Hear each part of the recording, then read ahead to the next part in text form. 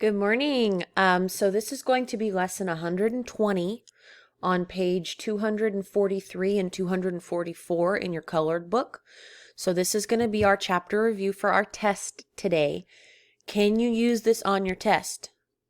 Yes, you can. Yes, you can. If it's going to help you, use it, okay? We're not in school, so everything's kind of shifting around, but I want to give you as much help as possible, okay?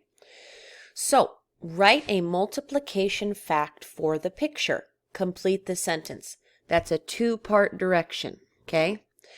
There's points for both sets, so don't forget. Each hand has 5 fingers, okay? Each hand has 5 fingers. And how many hands are there? 1, 2, 3, 4. There's 4 hands. 5 times 4, 5, 10, 15, 20. 4 hands have 20 fingers. Now you can go through and count them if you want. That's fine. That's why they gave you pictures. Or if you know the multiplication off the top of your head, it's super quick, okay? A bicycle has 2 wheels. So let's put 2, and let's see how many bicycles there are. 1, 2, 3, 4, 5. There's 5 bicycles. So we go 5, 10. Okay. 5 bicycles have 10 wheels. If you notice, I'm counting by 5s here.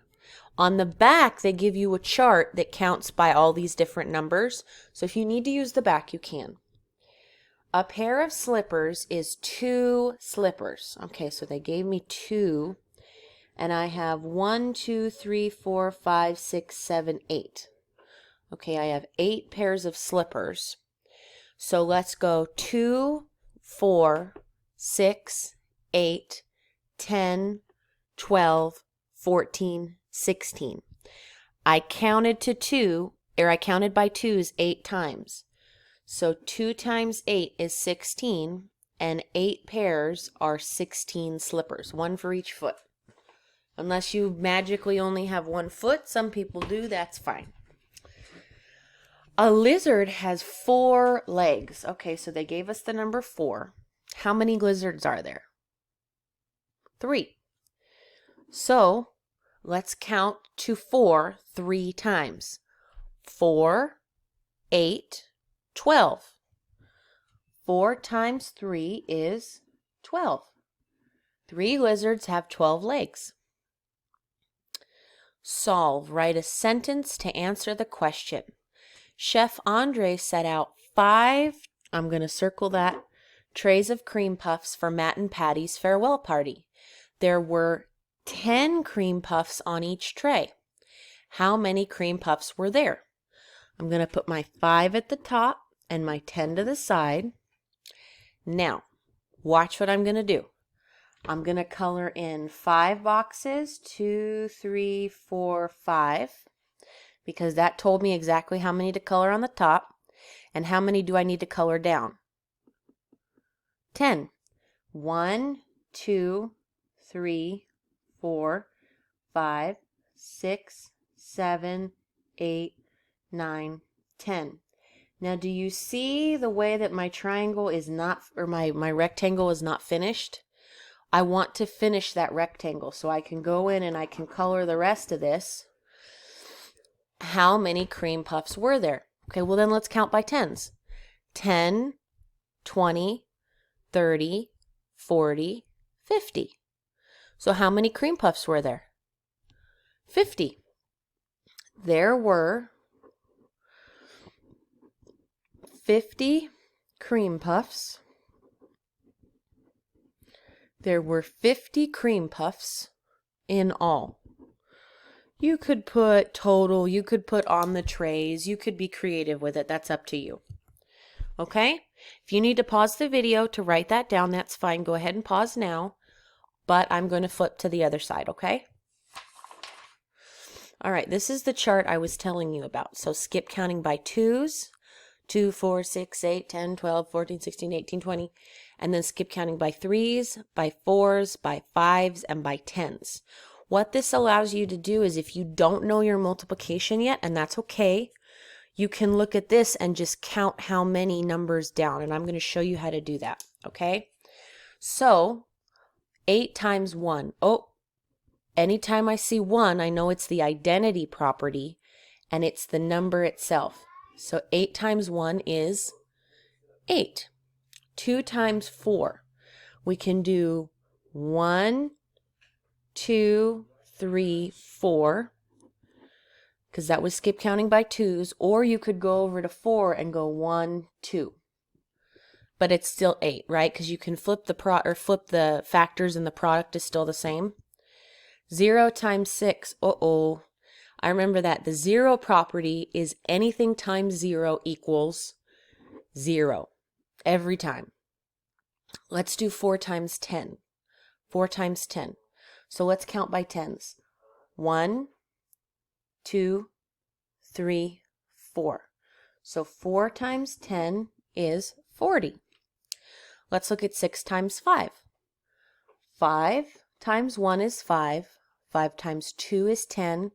5 times 3 is 15. 5 times 4 is 20. 5 times 5 is 25. And 5 times 6 is 30. So what I did there is I counted 1, 2, 3, 4, 5, 6. And then I found 5 times 6. 3 times 3. 1, 2, 3 is 9. Okay? These are the exact same, but I'll walk you through them. I'm going to look for patterns first. So this is one of the ways that they're going to teach you how to take tests later on. You're going to look for a pattern, okay? So that means you scan for the ones you know. Well, I see a 0, and I know anything times 0 is 0. Let me check for any 1s. Oh, I see a 4 times 1 is 4. And I see a 6 times 1 is 6. Cool. Okay, now let's go back and we'll do them one at a time. That strategy helps you, especially when you get older and you're taking like timed tests. Instead of getting hung up on the problem you don't know, you can go ahead and do the ones you do know and still get the points. 2 times 3. So we have 1, 2. That would be 6. 3 times 4. 3 times 4. 4, 8, 12. 3 times 4 is 12. 10 times 5.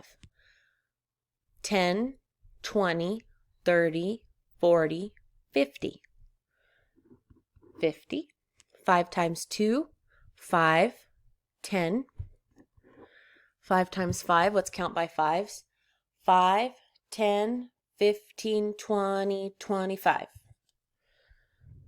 25. Let's count by, ooh, is this going to give, oh yeah, we can do this one. 1, 2, 3, 4, 5, 6, 7, 8, 9. So 9 times 2 is 18. Now, a lot of you probably went, wait a minute, there's no 9s on here. How am I going to count by 9s? Look at the other number. There's always 2 factors and you can count by either factor, okay? And 7 times 2 is 14.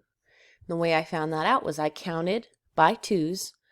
1, 2, 3, 4, 5, 6, 7. 14. Write a sentence to answer the question. Matt used multiplication to help Monsieur Beauchamp and Chef Andre update the castle. Why is it important to help others? Well, I'm not going to do that one with you, but we will talk about it. God has given everybody gifts, right? Everybody has special gifts, but not everybody has the same gift.